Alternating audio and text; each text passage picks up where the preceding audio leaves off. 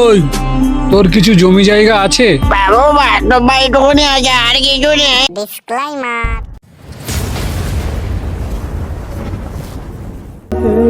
আরে বাবা সেকেন্দার, বলো আব্বাজান। তাহলে সুদের খাতাগুলো সব চেক করেছিস? হ্যাঁ হ্যাঁ করেছি। তা শঙ্করের খাতাটা?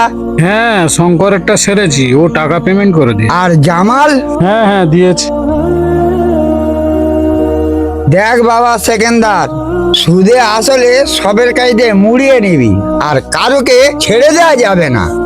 আব্বাজান আমি তো তোমার ছেলে, আমি কারুকে একটা টাকা ছেড়ে দেবো তুমি কি করে ভাব? চলো আব্বাজান চলো।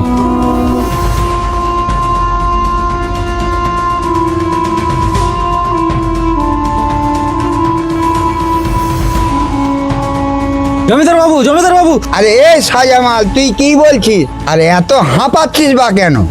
বাবু সেই লালটু জমির ধান। বাবু ওই কি আছে? বাবু সামনে রবিবারে আমার মেয়ের বিয়ে। এই কি হয়েছে, এত ভয় পাচ্ছিস কেন? বল। কিছু টাকা লাগবে বাবু। ওই তোর কিছু জমি জায়গা আছে? বাবু বাস্তব এইটুকুনি আছে, আর কিছু নেই। কত টাকা লাগবে তোর? বাবু 1030 দিলে আমার হয়ে যাবে। ওই কি বলছি শোন, আজকে সন্ধ্যা 5টার সময় আমার কাছ থেকে টাকাটা এসে নিয়ে যাবে, আর যে বাড়ির দলিলটা আছে আসার সময় নিয়ে আসবে, বুঝতে পেরেছো? আমার ছেলে কি বললো বুঝতে পেরেছিস? সন্ধেবেলা মনে করে দলিলটা নিয়ে আসবে, আর অত চিন্তা ভাবনা করিনি, আমি তো আছি। ঠিক আছে বাবু, আমি আসছি। ওই সাজামাল, তুই কি বলছিলিস বল। বাবু লালটু চাষি তার ধানগুলো সব তুলে নিয়ে যাচ্ছে। ওই তুই কি বলছিস রে? লালটুর জমি চাষের টাকা তো পুরো আমিই দিয়েছি, ধান তো আমার ঘরে আসবে। আব্বাজান আমি যাচ্ছি, আমাদের টাকায় জমি চাষ করে ধান তুলে নেবে ওর বাড়িতে। এই কাজটা না যেন হয়, সমস্ত ধান যেন আমার ঘরে চলে আসে। যা বেটা যা। ঠিক আছে আব্বাজান, চল।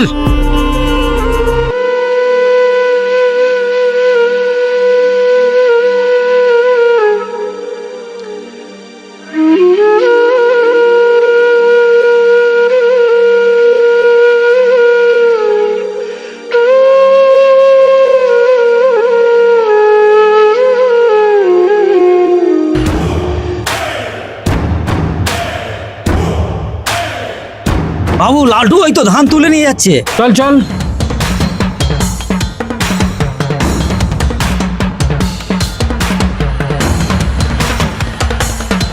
বাবু এই দেখো ধান তুলে নিয়ে যাচ্ছে। ওই লালটু, ধান তুলছিস কেন? কি হয়েছে বাবু? সব মাঠের ধান তুলে নিয়ে বাড়ি চলে যাচ্ছিস? চাষের সময় টাকাটা তুই যে গুনে নিয়েছিলিস তোর মনে নেই? বাবু আমি তো বলেছি ধান তুলে ধান বিক্রি করে সব পয়সা আমি মিটকে দেবো। কোনো কথা চলবে না, সব ধান তুলে নিয়ে আমাদের বাড়ি দিয়ে আসবি।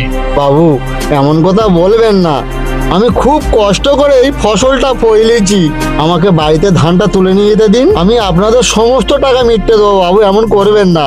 আচ্ছা শালা পুরো আমার হাতটাকে নোংরা করে দিল। তোকে সাহস কে দিয়েছে আমার হাতে হাত দিবার? ওঠো বাড্ডা ওঠো।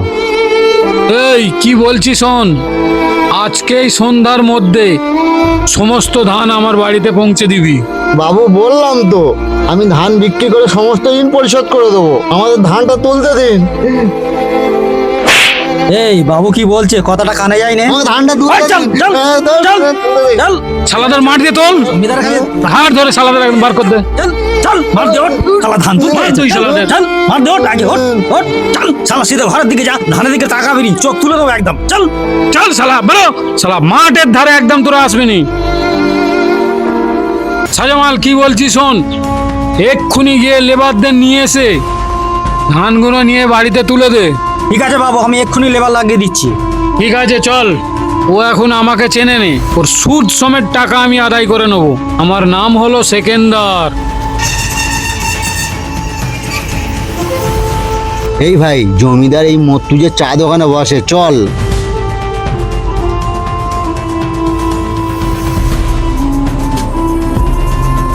জমিদার বাবু। এই লালটু, কি হয়েছে? বাবু, আপনার ছেলে আমাদের ধান তুলতে দিচ্ছে না, আমাদের ঘাড় ধাক্কানি দিয়ে মাঠ থেকে তুলে দিয়েছে। আরে ওই, তোকে ধাক্কা মারবে না তো কি আদর করবে? তখন টাকা নিয়েছিলিস চাষের সময়, তোর মনে ছিল না? বাবু, আমি তো আপনাকে বলেইছিলাম আমি চাষ করে ধান বিক্রি করে আপনাকে টাকা দিয়ে দেবো। ওই, এসব কোনো কথা চলবে না। আগে টাকা দিবি, তারপরে ধানে হাত দিবি। একটু দয়া করুন, আমাদের ধান তুলতে দিন। আমরা দু ভাই রাত দিন করে কেটে চাষ করেছি। এই তোরা দুজন এখানে? আব্বাজান, এরা দুজন গিয়ে ধান তুলে নিচ্ছিল জমি দিয়ে, টাকা দিতে পারবি না, ধানের দিকে হাত দিচ্ছিস কেন রে? কেন, আমরা অনেক কষ্ট করে ধান চাষ করেছি, কেন আমরা ধান নেবো না? আমরা বাবুকে তো বলেছিলাম টাকা দিয়ে দেবো। ও সাজামাল, এদের দুজনকে ঘাড় ধরে এখান থেকে বার করে দে। বাবু, এটা অন্যায় হচ্ছে, জুলুম হচ্ছে গরিবের উপরে। আমরা দরকার হয় প্রধানকে জানাবো, আমাদের ওই ধান চাই। আমরা দুই ভাই খুব কষ্ট করে ধান চাষ করেছি। ওই শালা চল চল, শালা এখানে এসে ডিস্টার্ব করছিস, চল চল।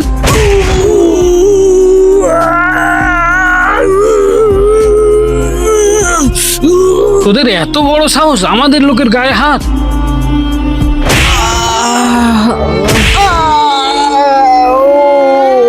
শালা, আমাদের ছেলের গায়ে হাদিয়া।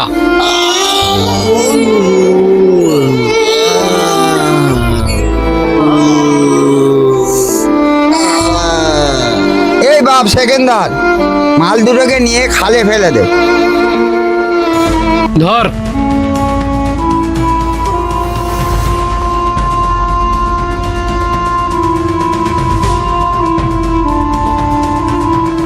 আশরাফুল, আরে কি বলছি? বলো রোস্তম দা, কি বলছো? বলছিলাম ওই জমিদার। হ্যাঁ হ্যাঁ, কি হচ্ছে? চলো চলো, দুটো দোকানের দিকে দেখি, চলো।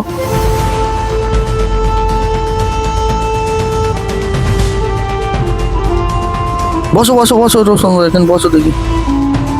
বলো রোস্তম দা, জমিদারের কথাটা কি বলছিলে? সে লালটু আর গোরা চাষের সময় টাকা ধার নিয়েছিল জমিদারের কাছ থেকে। ওদের দুজনকে সারাদিন খুঁজেই পাওয়া যাচ্ছে না। আমি তো শুনেছি ওই জমিদারের কীর্তিকলাপ খুবই খারাপ। ও গরিব মানুষের রক্ত চুষে খেতে ভালোবাসে ভাই, কি আর বলবো।